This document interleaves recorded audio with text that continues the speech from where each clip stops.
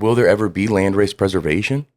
Yeah, I think so. Well, I think too, like the reason we have land races, they still exist. You can still go to these regions in the world, and you can still find on the side of the road, like it just grows Kentucky naturally. ditchweed. Yep, yeah.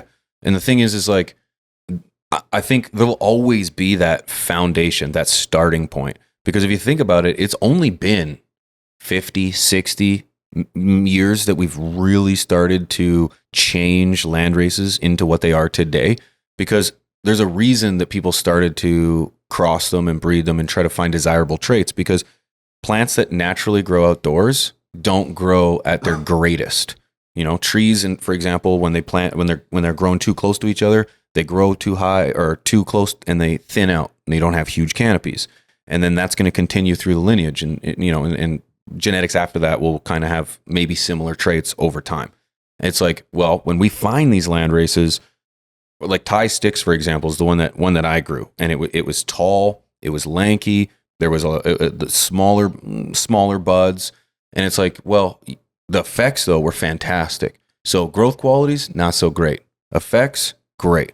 So it's like you start to build a project on that, and the 60s, the 70s, the 80s, the 90s, we really started to put these genetics together to have what we have today. And I think to long-windedly answer your question, yes, we can go back to those originals, those Thais, the Panama Reds, the Colombian Golds, the Acapulcos, and then we could start again if we wanted to, and start breeding forwards and doing one again and trying this. But it's like, why go all the way back when I feel like that's a really far starting point? Why not go the halfway through the timeline where we bred out the undesirable and now we have the desirables, and then start from here and then build off of that? That's like the Chill Out OG, prime example. It's like you've got the traits of a classic indica with modern smoke. You know what I'm saying? So it's like, to bring that out, Chill Out OG is a prime example of stuff that I can't necessarily smoke all day, because I do get a little lethargic if I'm smoking it all day, but it hits me heavy. And that's that indica, which for me before I'd be like, no, indica, no effect. But you've got such an original genetic inside of it.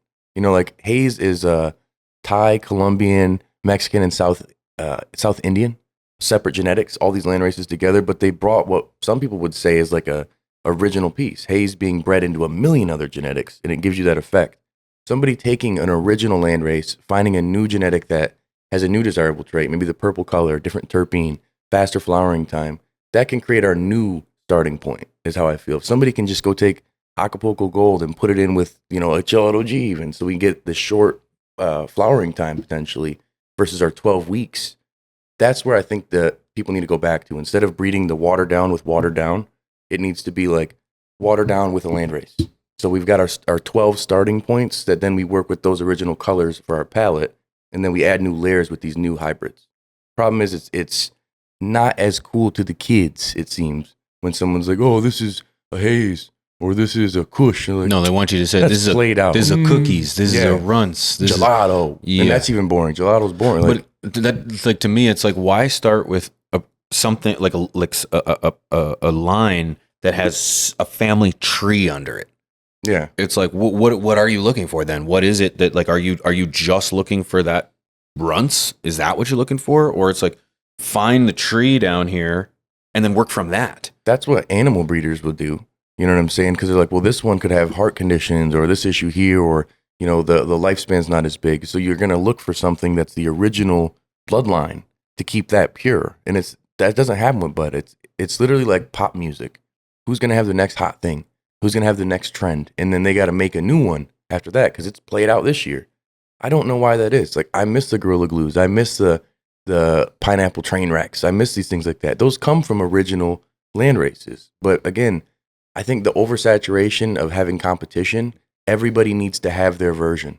Everybody has to have their original piece. So they'll take it, they'll slightly modify it. Now we have a watered down version of an original indica, a watered down version of an original sativa. I like how you referred it to the music industry, because it's almost the exact same. Because it's like, culture, you put out a song, I'm going to put out a song with just a slightly different beat. We're going to talk about the exact same thing.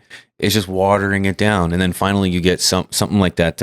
Who's that guitar dude that was just John Mayer? No, the Richmond dude, the rich men from Richmond.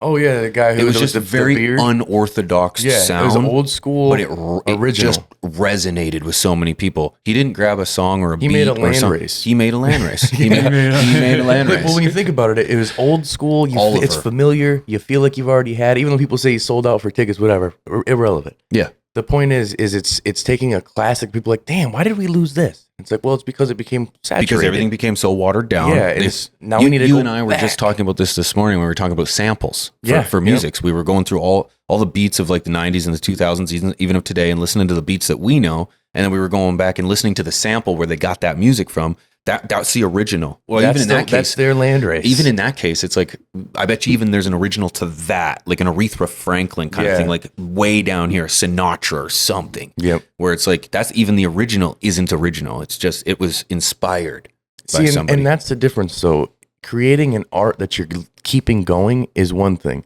So you can trace it back to the original. Now, again, it's so watered down that nobody has an idea. It's connected to Runts. Like, well, what the hell made Runts? And what made that's parents? And what made that's like, that's how Seed Finder is a blessing for a lot of people. New website's a little confusing. I do like it being updated, but it's like, I want to know what I'm consuming.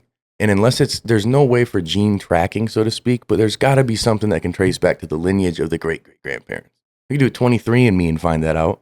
But we need a gene bank. Well, we have these originals still. Like, are there extinct land races? Probably. Like Todd McCormick's talked about before, some have been lost in time, but as you find these OGs that randomly like, no, I still got it. Like, yeah, but then what is that? Is that a fucking F1?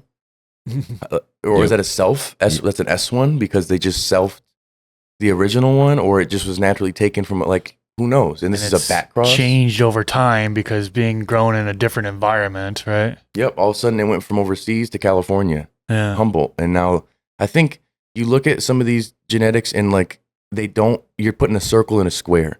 So like I can't grow this one that like, if you wouldn't have bred the Pakistan Valley in there, my climate maybe wouldn't be as good. I'd have to change my tent up to be able to get the results that would give me that short squatty indica or the tight stacking versus this genetic manipulation naturally works this way. But now my environment isn't Pakistan. If it wasn't for the brisker, I don't think it would have survived in my climate at all. That's what I'm saying. Like the other side of it, some of these land races needed to be bred out, not for competition, but because I want to be able to existence, grow survival. Yeah.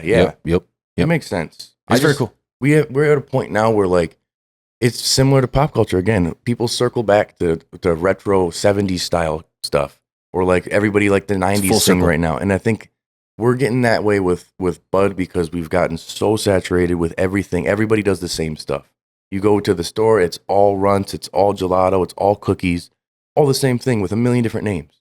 You could have a whole list and it's like, well, I bought the same meal over and over and over as McDonald's, Burger King, or Culver's, Yeah, and you even trace that back. You go to the food industry, it's like, well, it's still getting dropped off by Cisco Foods. That hamburger that came from McDonald's is the same hamburger. Yeah, that's their land race, right? It's like, it's all the same burger. You go to a steakhouse over here or a steakhouse over here, it's the same meat. It's just prepared different. Different box. Different cook. This FTS clip was brought to you by AC Infinity, leaders in garden innovation. Use discount code TheStash15 at checkout to save some money on your order. From the Stash Podcast.